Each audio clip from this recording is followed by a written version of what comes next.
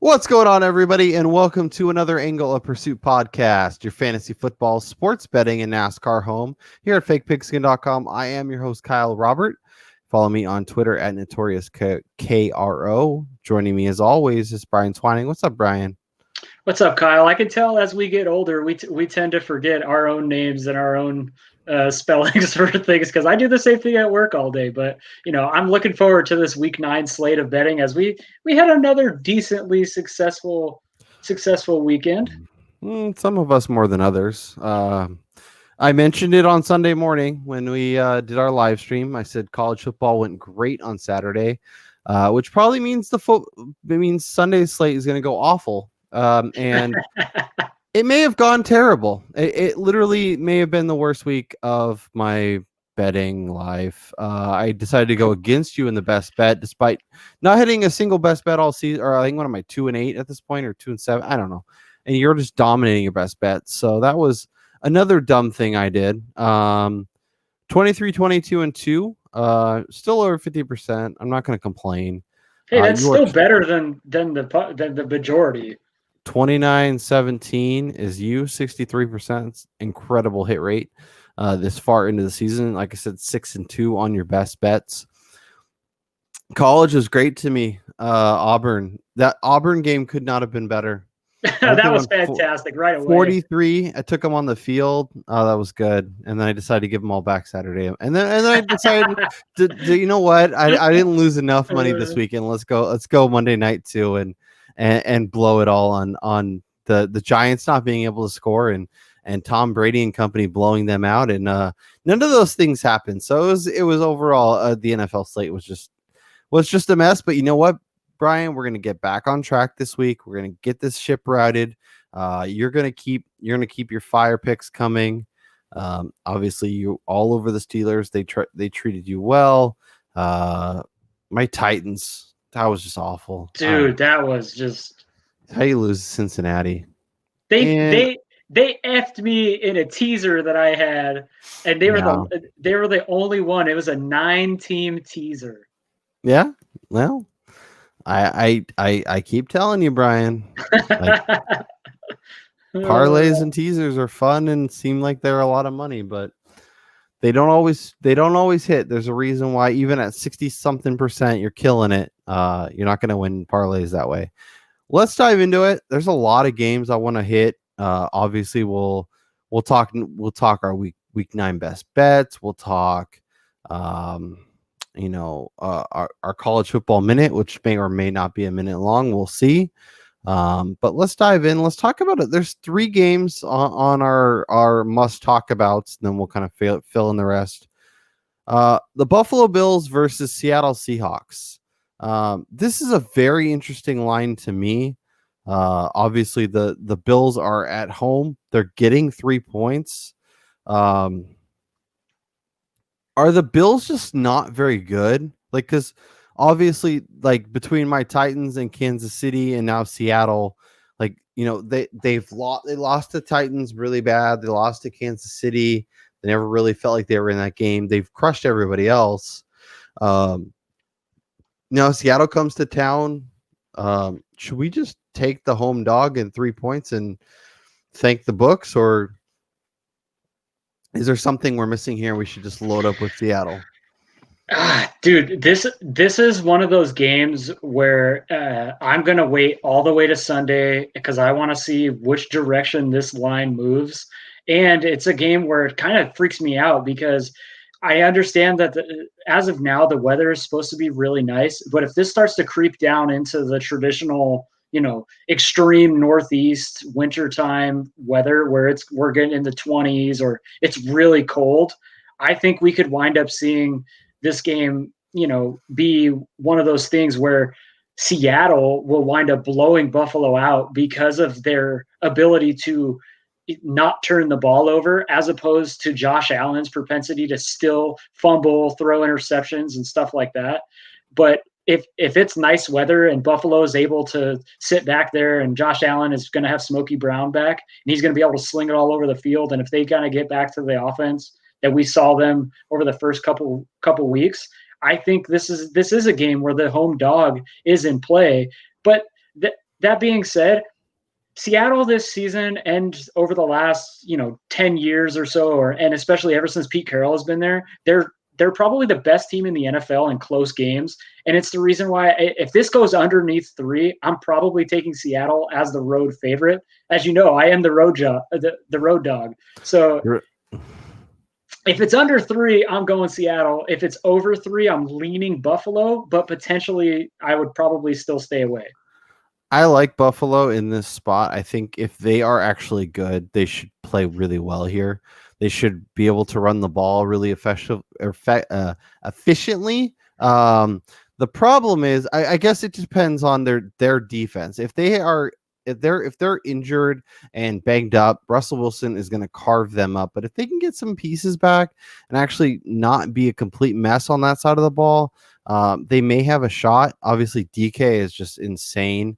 But the Bills offense is good enough to produce yards, to produce points, and it's just a Josh Allen turnover that's going to basically make or break this game. And I feel like if you like Seattle, you take them with the points. If you like Buffalo, I think you might take a look at that money line and see if they can't win the game on the field. Yeah, I would. If I'm taking Buffalo, I'm going to take money line here, as we saw them with the Rams in a game that the public was on LA in that game, and the Rams they were smoking them. And then Buffalo came out, but Josh Allen looked like the Bills of the first couple of weeks, and they just miraculously pulled that one out of they pulled a rabbit out of their head, to quote the great Jason Witten on Monday Night Football. And it's just that it's Buffalo is the Jekyll and Hyde team this season, where we don't know which offense we're going to see, and this defense is no longer the vaunted Buffalo Bills that we've seen the last 2 or 3 years. Yeah. And with Stephon Diggs, I think he's just that big of a game changer, especially against that defense. But we saw the Niners look terrible, so I think the Seahawks are getting a little bit more love. And I don't know. This is probably just going to be an avoid for me. But if I had to play it, I think I'd be looking at Buffalo. Which side of the over? Before we leave this game, because I think this game is one of the most interesting ones on the slate. How are you leaning on the over-under in this game? And does the weather factor into whether or not you think this is going to be the up-and-down style play that we see? It really, like, for me, this game is all. I don't think the weather really matters. I think it'll be fine either way. These teams, like Seattle's shown the ability, and so has Buffalo to put up points even when the weather's not ideal. But I think if you like Buffalo, I think you like Buffalo.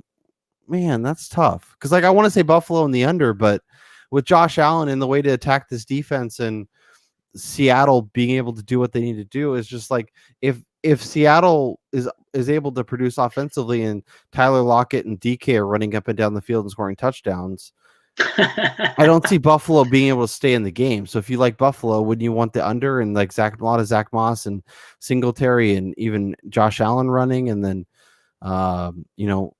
man, yeah, I think under and Bills is where I would go. Yeah, I'm kind of with you there.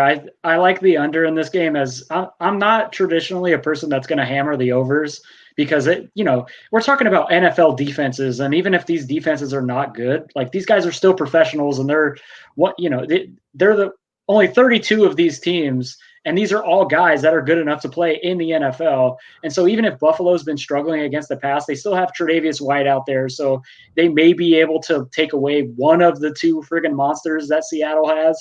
And Buffalo's running game has shown signs of life with the reemergence of my boy Zach Moss. So I do think that they're able to kind of keep this game at a slower pace than what we've seen Buffalo try to run. Yeah, definitely. Let's move on. Let's talk about another really interesting game. This game has the potential to either be like a 9-12 game or like 39-42 game. Like, I feel like there's a lot. I feel like definitely last week was interesting because obviously their defense and their special teams of the Dolphins was able to do plenty and not force Tua to do anything. Tua didn't even throw for 100 yards. He was on that list of quarterbacks to throw for less yards than Ben DiNucci. But do we expect I mean, gas can to the IR. Now they're shuffling the running backs once again.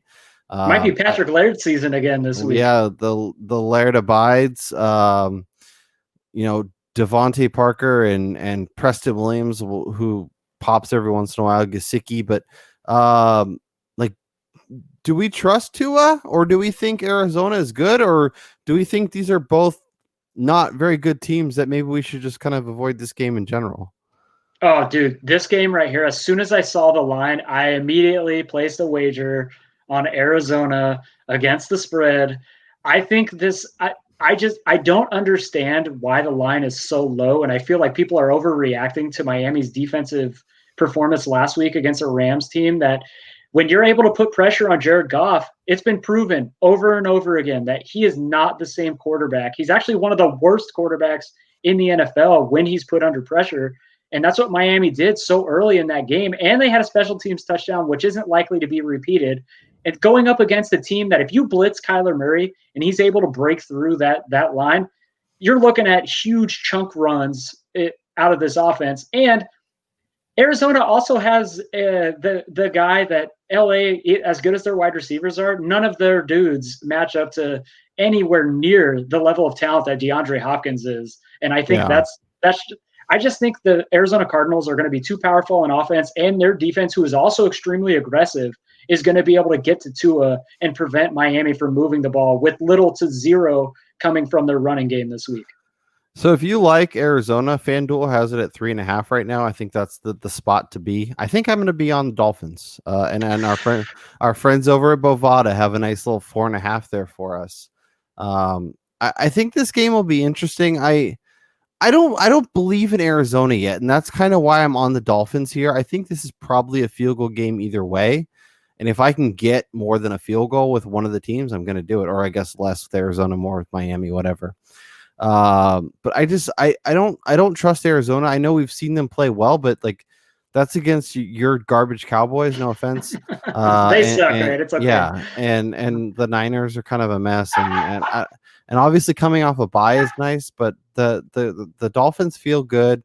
They're playing well, and now they're obviously on the road for this game, but I think this is a good spot for them, and I trust that defense. I know it's not what we saw last week against the Rams, but I still think they're pretty solid.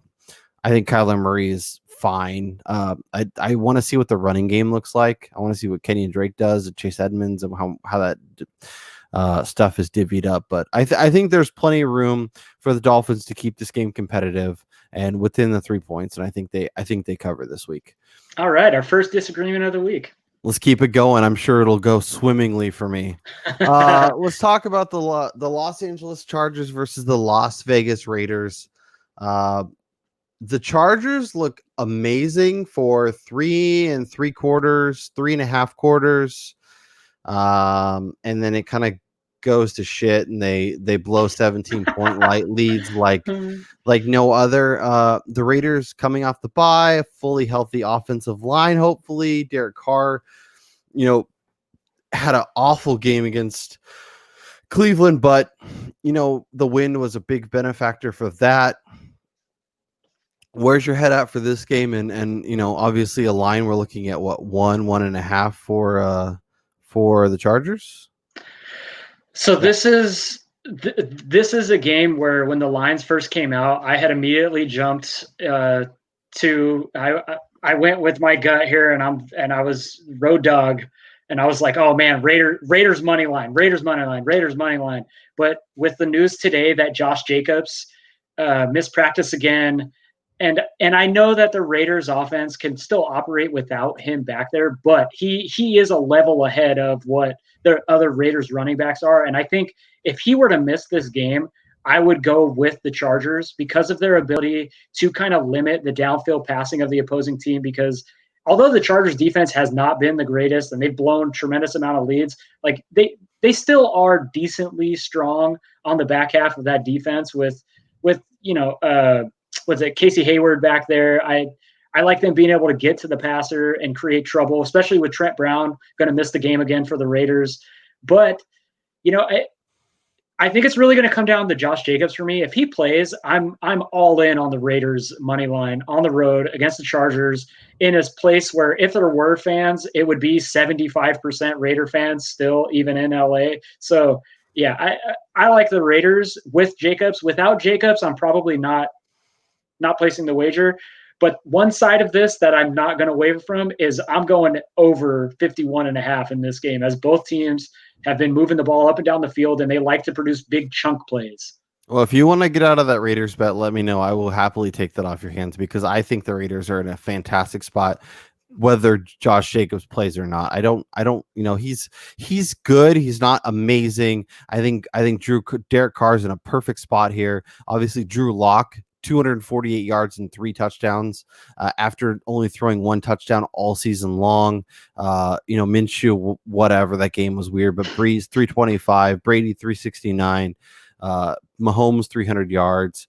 Bridgewater had a so like I guess it depends on what you want. If is it this defense is only susceptible to like stud quarterbacks, and if it's Brady and if it's Breeze and Mahomes, and they're gonna crush them. But if not, but like after Drew Lock's performance last week, I don't trust that secondary, especially after trading the corner to my Tennessee Titans.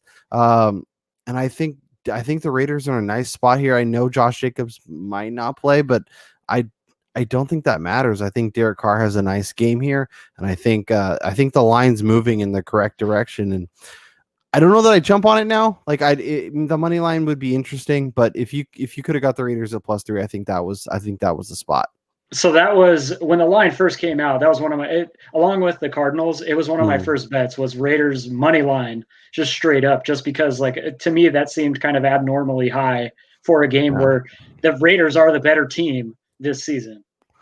Let's talk some more bets. Let's talk some more games, and let's start with your Cowboys. I was on them against the Eagles. That didn't go well. It was almost there and then didn't. They're at home, and it's 13.5 or 14 against Pittsburgh.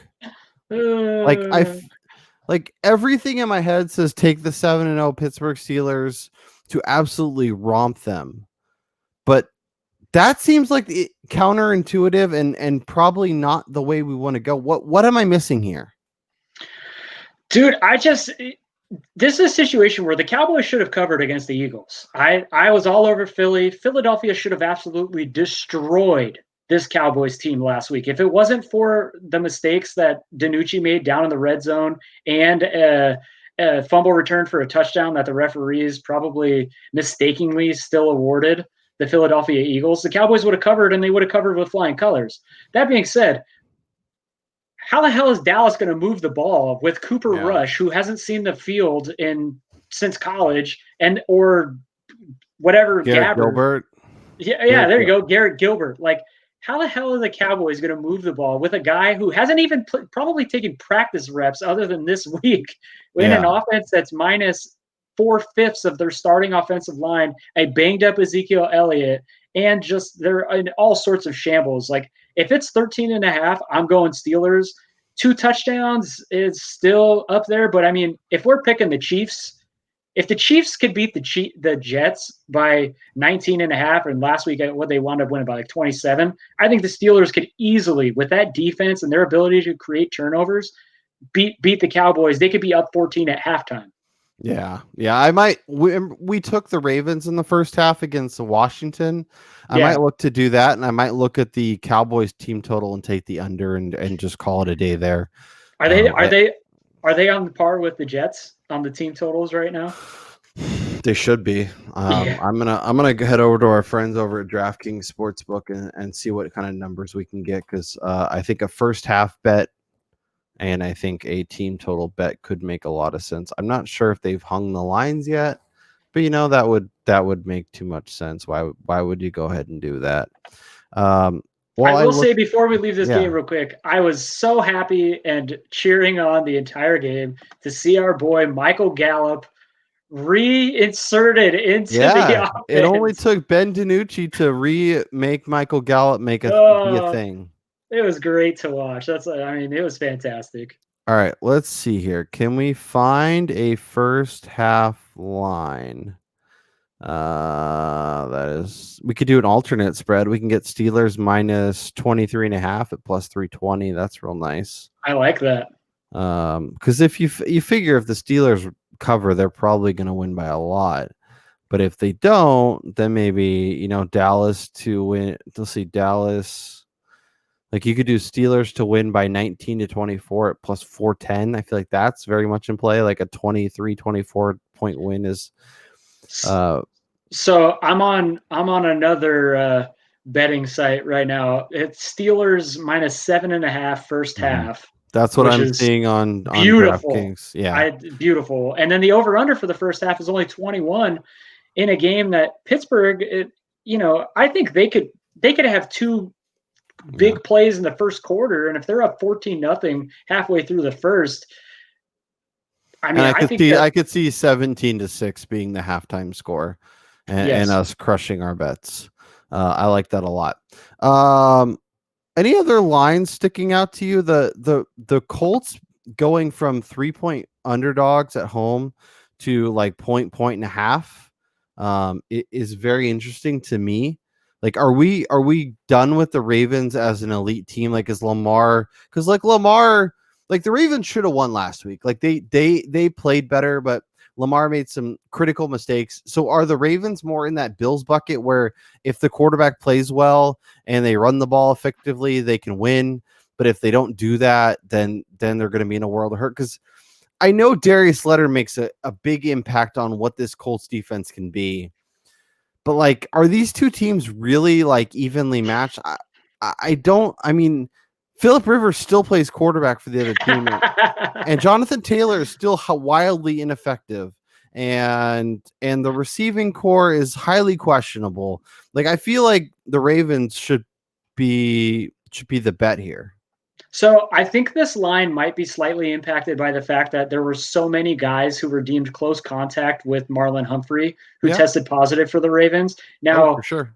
It was reported after that had been announced that all 8 of those guys should be activated prior to Sunday's game. So all the guys that were reported as close contacts to Marlon Humphrey and even possibly Marlon Humphrey might be able to play this Sunday against Indianapolis. And if that is the case, and they're pretty much full strength on the defensive side of the ball, I don't see any reason why the Ravens shouldn't be a 3.5 point favorite in Indianapolis, because as good as Indianapolis's defense is with Darius Leonard over there, the Baltimore Ravens just ran for over 200 yards on the NFL's top rushing defense, who was allowing an average of 64 yards a game. They put up over 2 bills against them.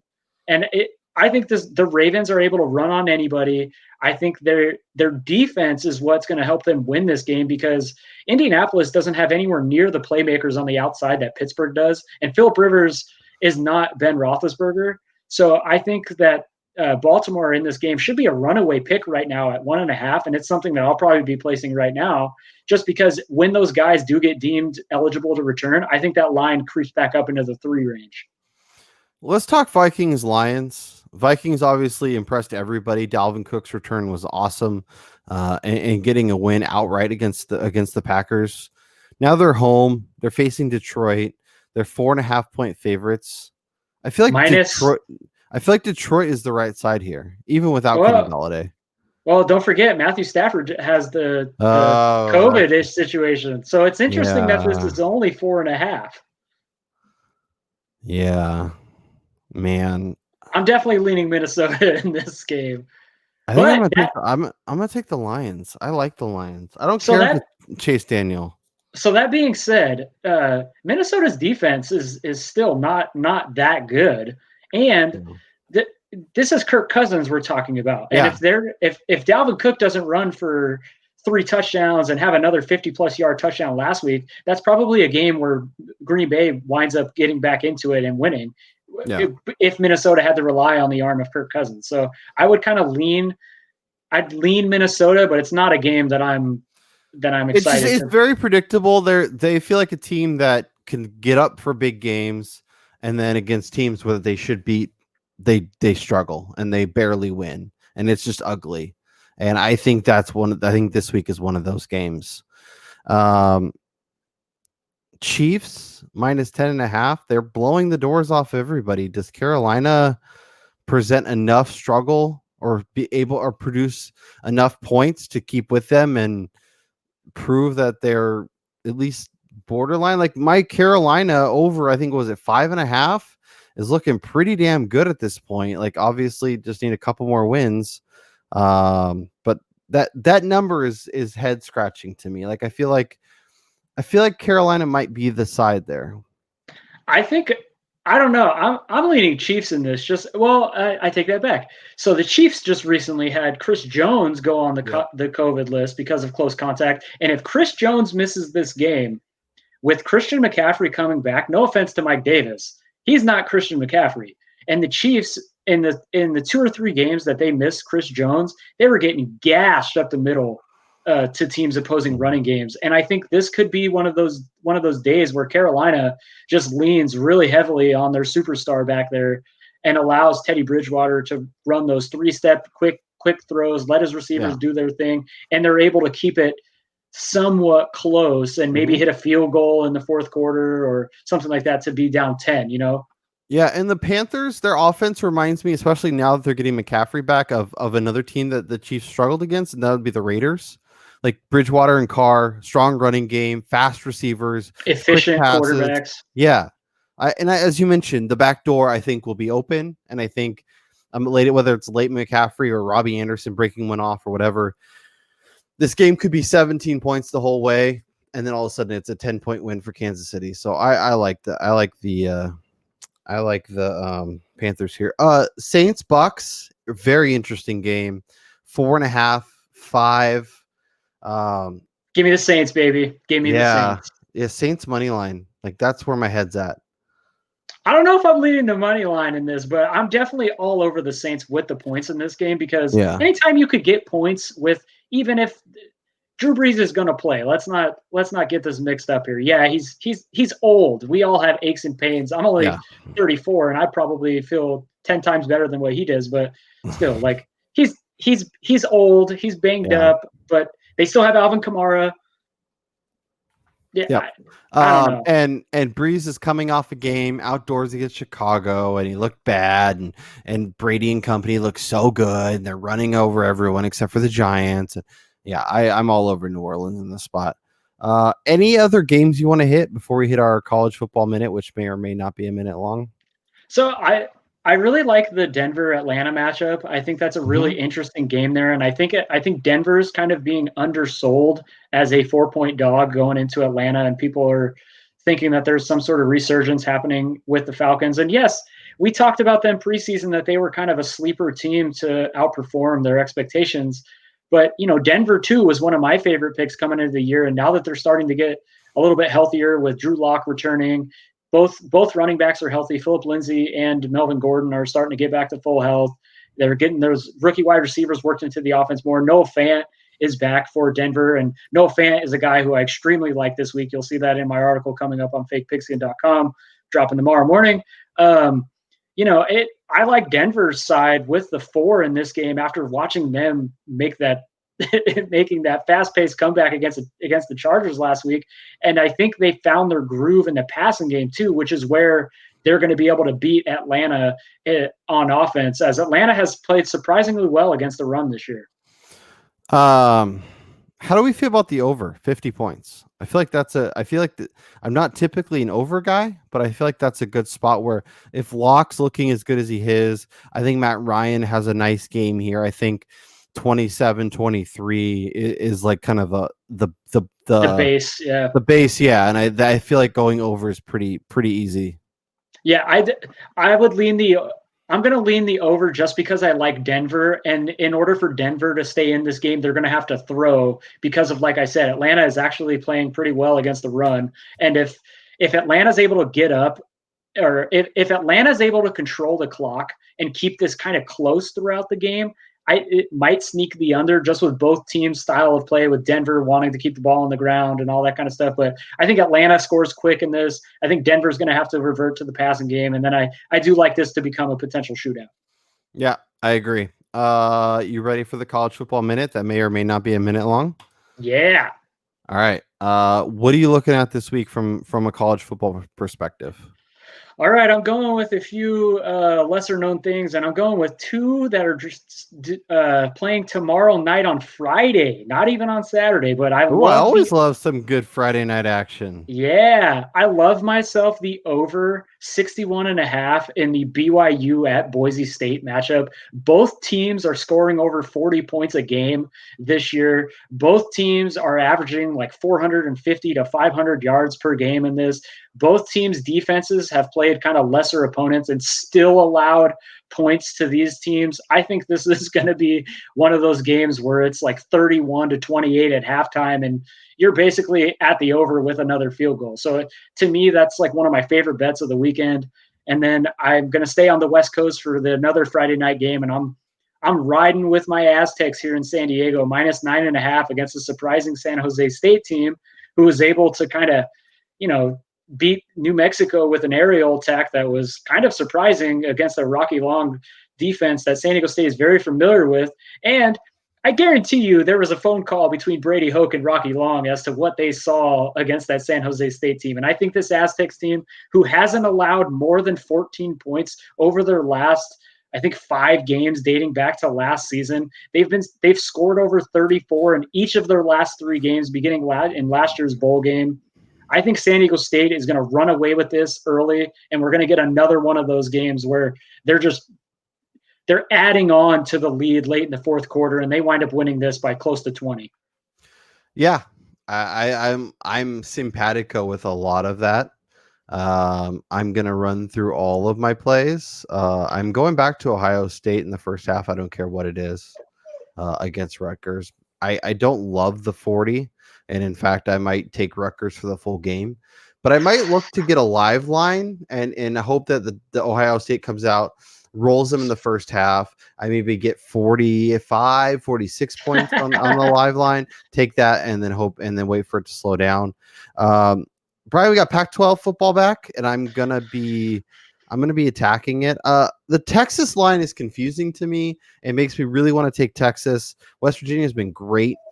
Texas is -5.5, -6, -6.5, depending where you look. If it's under a touchdown, I think you take it. I think if it's over, you just avoid the game completely. How are you feeling about your boys? 2.5, 3-point favorites on the road in Indiana. Indiana. I'm not gonna go anywhere near placing a wager on that, but I do think Michigan rebounds and they wind up beating the Hoosiers. So with Pac-12 back, Arizona State and the big new kickoff, +11. Give it to me. Anything more than double digits, I'm taking. I think that game's gonna be close. I think SC is gonna eventually be pretty good.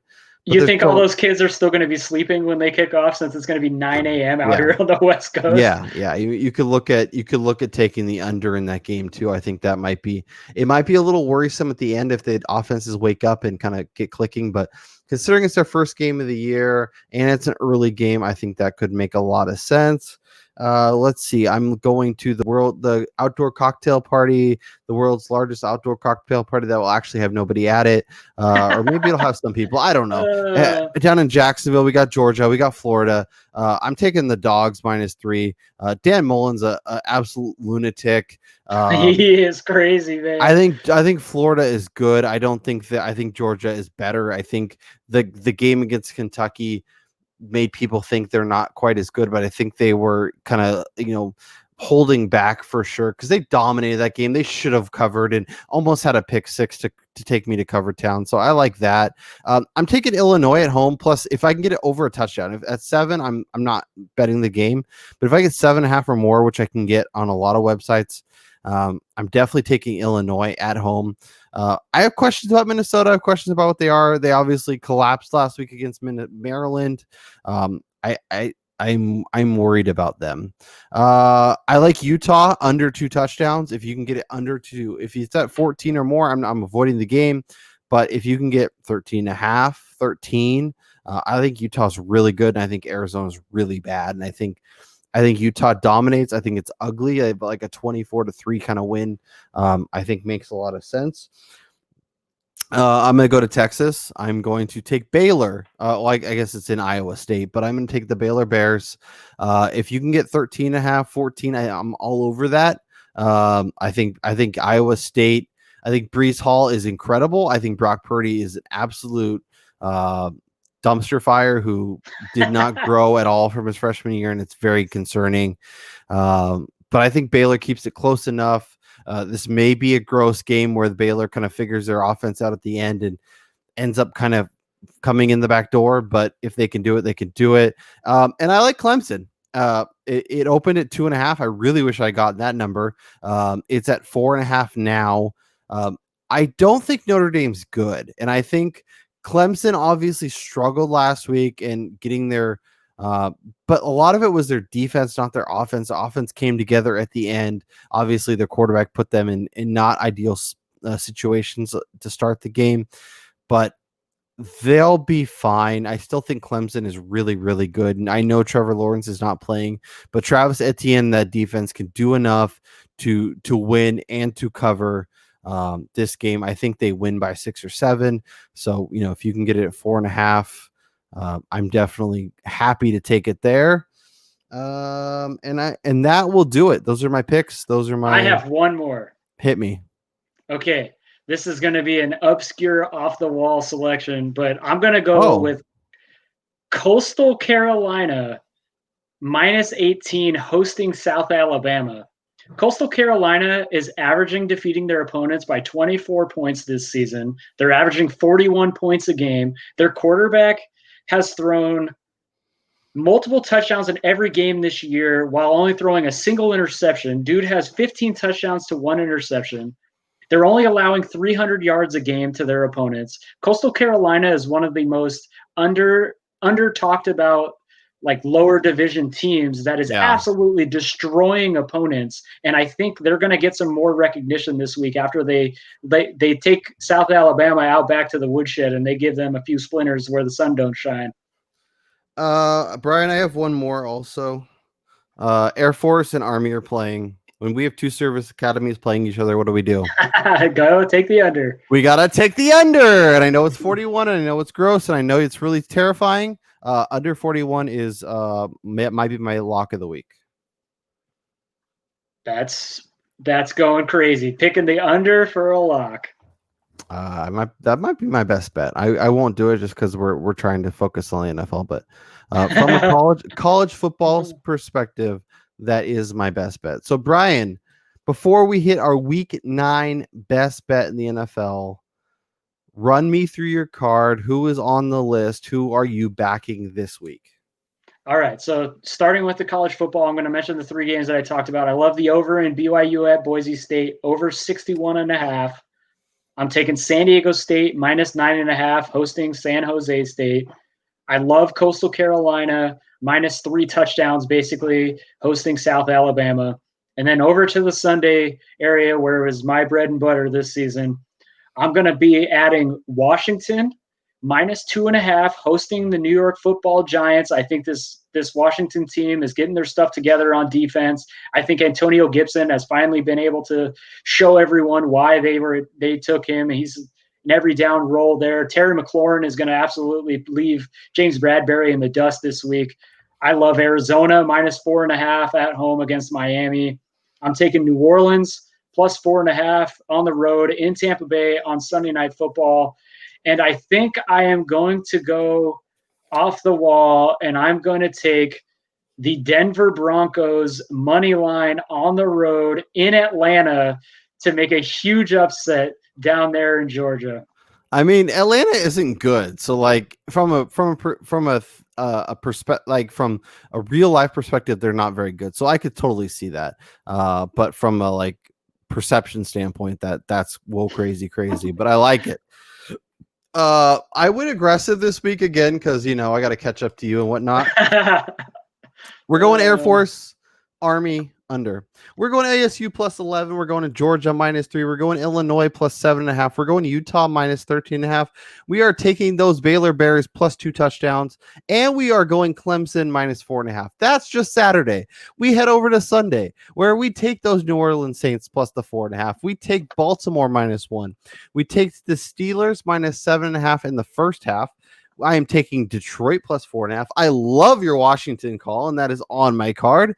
And the Carolina returning Christian McCaffrey Panthers plus 10.5 against Kansas City. Lock 'em, chalk 'em, rock 'em. We'll be here on Sunday morning, recap our card, see how we did on Saturday.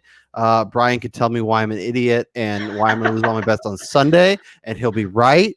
But it'll be fun. It'll be fun to have a little best bet action. We'll hopefully get you set for your lineups. We are approaching the playoffs. We're like what, a month, 4 to 6 weeks probably in most leagues.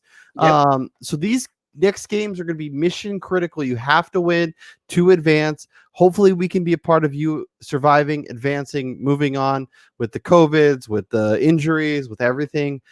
It's really important that we stay on top of our lineups. But for Brian Twining, I'm Kyle Robert. Good luck with your bets. Good luck with your fantasy matchups. If you want to check out our NASCAR finale show, go check that out. The last race of the season, if you want to throw it on an extra screen, it might add a little betting to your Sunday card. You never know. It's always good to diversify. But we'll talk to you guys Sunday morning. Check out our YouTube show. Come hang out. Bring your questions. Peace out.